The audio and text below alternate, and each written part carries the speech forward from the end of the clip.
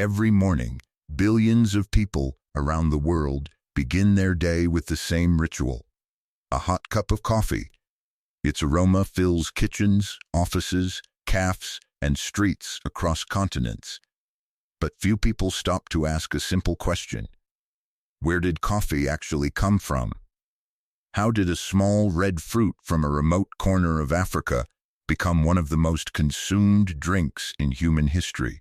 The story of coffee is not just about a beverage. It is a story of discovery, trade, religion, rebellion, and global culture.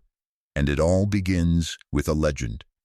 The earliest story about coffee takes us back more than 1,000 years to the highlands of Ethiopia. According to legend, a young goat herder named Kaldi noticed something strange about his animals.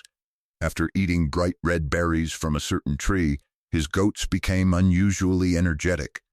They began jumping, running, and refusing to sleep through the night. Curious, Kaldi tried the berries himself. Soon, he felt the same burst of energy. Excited by the discovery, he brought the berries to a nearby monastery. At first, the monks were skeptical. One monk even threw the berries into a fire, calling them the devil's fruit. But as the berries roasted in the flames, something unexpected happened. A rich, inviting aroma filled the air. The monks quickly pulled the roasted beans from the fire, crushed them, and mixed them with hot water. And just like that, the first cup of coffee may have been born. Whether the story of Kaldi is true or not, Ethiopia is widely accepted as the birthplace of coffee. But coffee's journey was only beginning. By the 15th century, coffee had traveled across the Red Sea to Yemen. Here, coffee cultivation began on a larger scale. The drink quickly became popular among Sufi monks. They used coffee to stay awake during long nights of prayer and meditation. The beverage soon gained the name kahwa. From Yemen, coffee spread rapidly throughout the Middle East.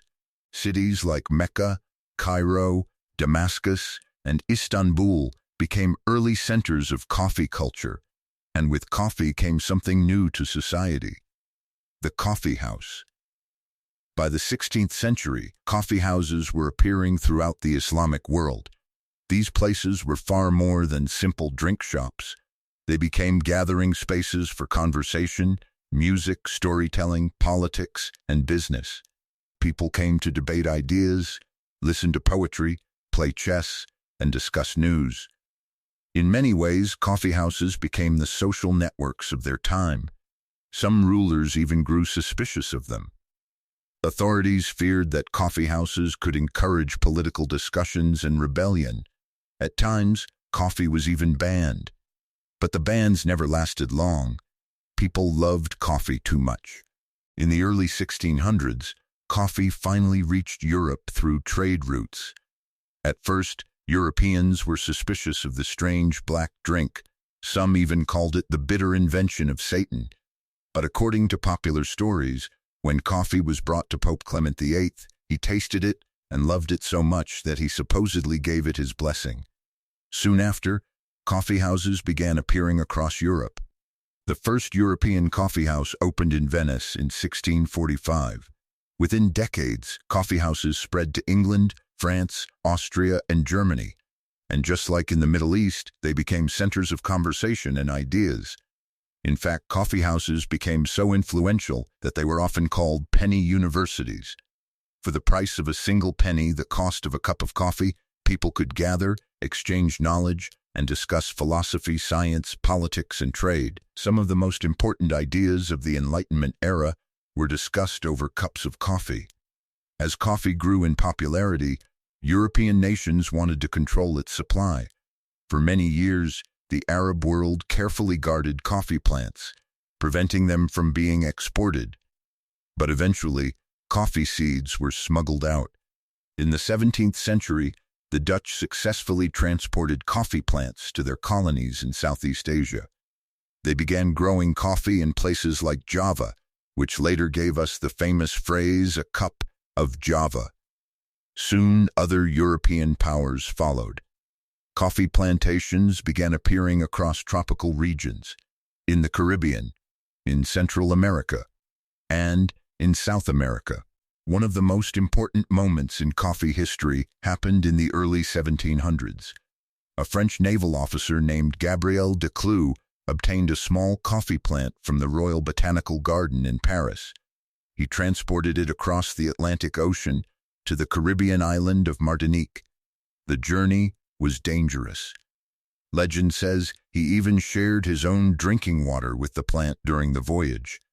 But the plant survived, and from that single plant, millions of coffee trees eventually spread across the Caribbean and Latin America. Today, countries like Brazil, Colombia, and Costa Rica are among the world's largest coffee producers. Brazil alone produces about 1/3 of the world's coffee supply. Coffee even played a role in American history. Before the American Revolution, tea was the most popular drink in the American colonies. But after the Boston Tea Party in 1773, drinking tea became seen as unpatriotic. Many Americans switched to coffee instead. From that moment forward, coffee became deeply connected with American culture. Soldiers drank coffee during the Civil War, workers drank coffee during the Industrial Revolution, and the tradition continues today. By the 19th and 20th centuries, coffee had become a massive global industry. New technologies allowed coffee to be roasted, packaged, and shipped worldwide.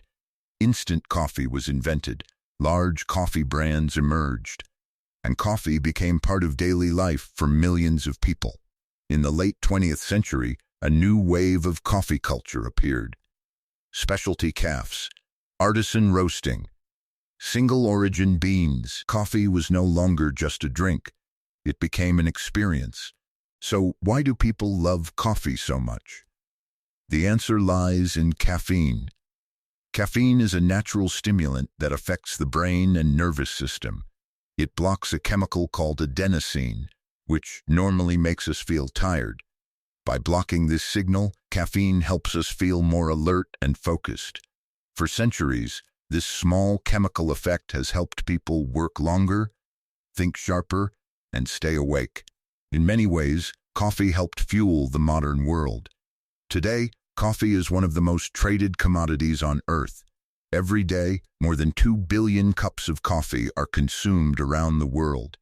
From traditional Ethiopian ceremonies to Italian espresso bars, to modern coffee chains in global cities, coffee has become a universal language, a drink that connects cultures, conversations, and communities. What started as a mysterious berry in the Ethiopian highlands has become a global ritual shared by billions of people. Coffee has traveled through monasteries, royal courts, trading ships, revolutions, and modern cities. It has inspired conversation, creativity, and culture for centuries. And tomorrow morning, when someone somewhere pours a fresh cup of coffee, they're not just drinking a beverage, they're participating in a tradition that has been brewing for over 1,000 years. If you enjoyed this story, don't forget to subscribe for more fascinating journeys through history. Because sometimes, the most ordinary things in our lives have the most extraordinary stories.